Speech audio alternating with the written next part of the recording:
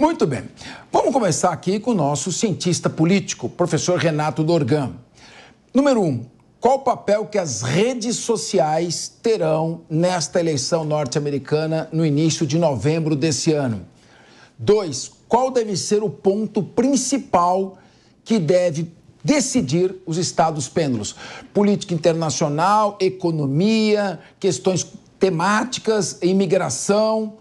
Com a sua avaliação geral, nosso cientista político Renato Dorgan, direto para o público da Jovem Pan. Até rimou.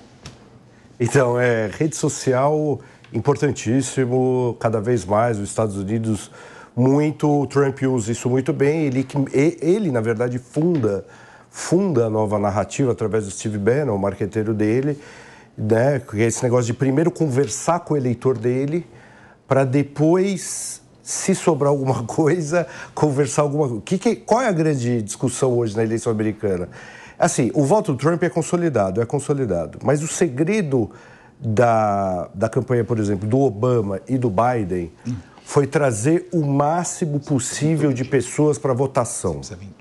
O segredo de trazer as pessoas para a votação, o que significa? É você trazer jovens, trazer mulheres, trazer imigrantes, que é o segredo dos democratas. O Biden estava tendo um problema, porque a economia americana não vai tão bem. Você viu aquela moça ali, fala ali na entrevista que os preços estão aumentando. Isso é uma tendência mundial, não só dos Estados Unidos, os empregos estão diminuindo, uma tendência mundial também. Mas a grande parte desses imigrantes e dos mais jovens, eles sentem isso. Quando você troca do candidato do Biden para a Kamala, a Kamala ela traz um elemento diferente, por ser mulher, por ter ali uma disposição diferente, que o Biden estava ali com problemas visíveis de saúde, e coloca de volta essa possibilidade, porque nos Estados Unidos o voto é facultativo, né? Você pode ou não ir votar. O grande segredo está exatamente aí, trazer os imigrantes, os jovens e as mulheres, né, para essa votação em maior escala. Então a Câmara possivelmente vai falar sobre isso no debate.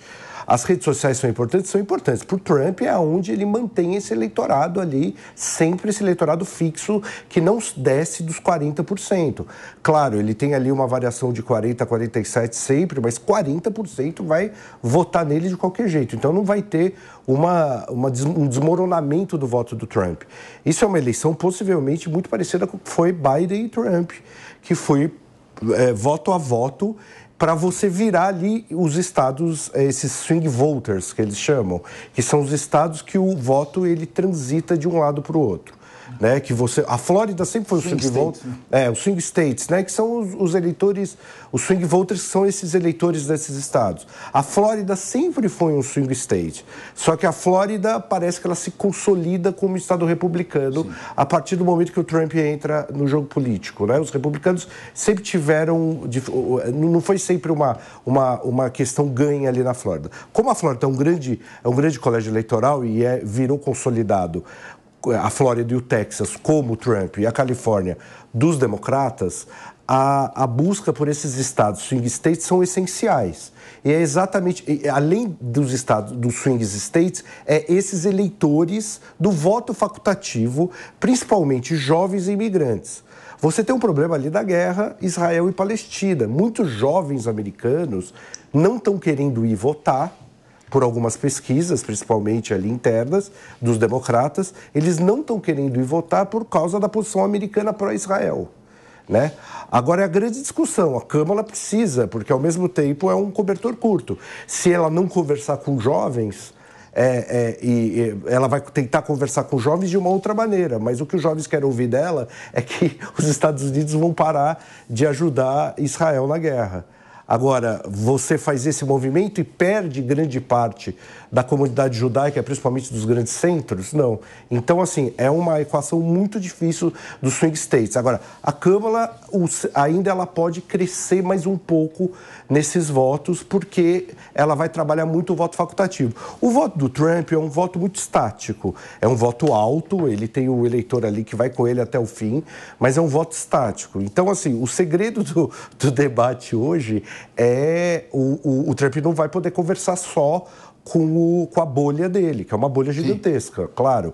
Mas ele vai ter que furar um pouquinho. Você vê que ele fez um gesto ali falando... Mas deixa eu te fazer uma pergunta direta. De maconha, por exemplo. Não, eu quero uma pergunta direta. O que ele faz para ganhar o voto da Pensilvânia e do Wisconsin, que vai decidir a eleição? O que ele tem que fazer? Você, como conselheiro político do Donald Trump, vou passar para ele um texto aqui. É preciso ler a vou mandar um WhatsApp para ele. É preciso ler a quantitativa dele, não dá. A quantitativa... Se eu ler a quantitativa da Pensilvânia... e ver que ainda tem muitos indecisos entre jovens, tem que ver o corte de idades e o corte de classes, são imigrantes ou não. Ali, como o voto é facultativo, você pode estimular essas pessoas a irem, porque aí vai ter que analisar mesmo, mas normalmente ele tenta dar uma furadinha de bolha, detectando ali na pesquisa aonde tem um número maior de indecisos por idade ou renda. Agora, Priscila Silveira, certa vez um grande político brasileiro, já foi presidente da República, inclusive, sábio, filósofo. Ele disse o seguinte: um jovem que nunca foi de esquerda não tem coração. E um idoso que continua de esquerda não tem cérebro. Então, eu gostaria, a sua opinião, o que deve fazer Donald Trump para mexer no coração do jovem, ainda embalado pelo marxismo utopista de meados do século passado. Uma obra que os próprios marxistas revisionários disseram é muito mais uma obra de ficção, de utopia, do que propriamente uma sistematização econômica. O que Donald Trump deve fazer para ganhar estes jovens? Depois vou perguntar para o Leandro Ferreira, claro. Sim. Cabeça, o que eu vejo no Trump que às vezes pode incomodar, ele reage muito, ele fala, e eu estou falando aqui da fala inicialmente, tá? Então ele tem uma reação muito rápida, ele fala mais do que deveria, às vezes depois tem que se retratar eventualmente, né? Não estou dizendo que o jovem também veja isso, embora eu seja jovem, né? Todos nós. Não, todos nós. O que para ele me convencer, por exemplo, né, é ele não ter essa questão de uma reatividade, falar um pouco menos. E é óbvio que, aqui a gente precisa dizer, ele fala para a bolha dele. Na verdade, ele vai falar para a bolha dele. Eu nem sei se ele quer falar para esses indecisos. Essa é a grande verdade. Porque a gente primeiro tem que saber, esses indecisos são mais ligados à questão do socialismo? Como que ele vai sair? Porque ele tem uma crença. Ele tem um lado.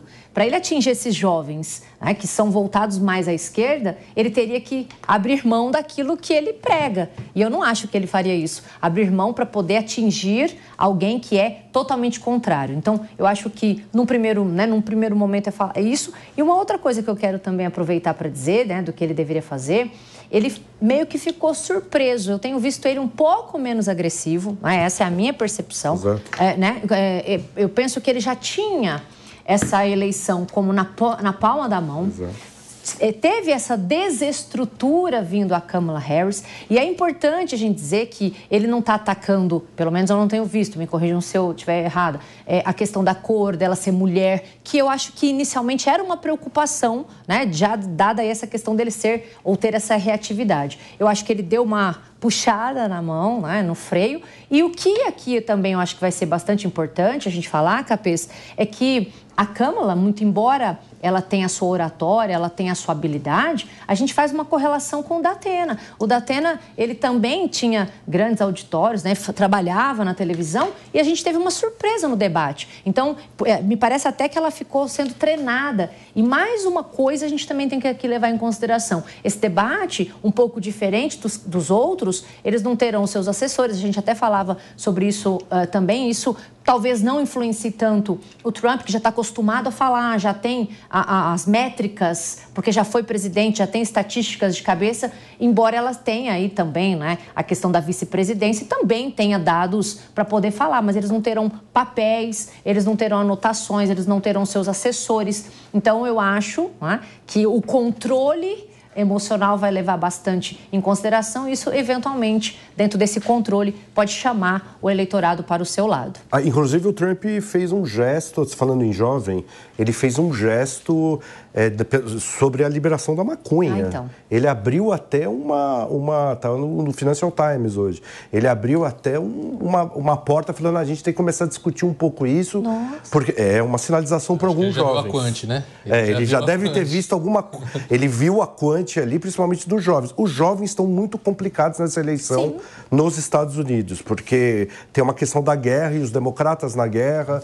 Isso para eles eles estão muitos não estão querendo ir votar. Muitos. É uma surpresa ele sinalizar para algo que ele era evidentemente totalmente contra, né? Então já é uma dessas surpresas que porque virão é o por Estado aí. que define lá, né? Agora,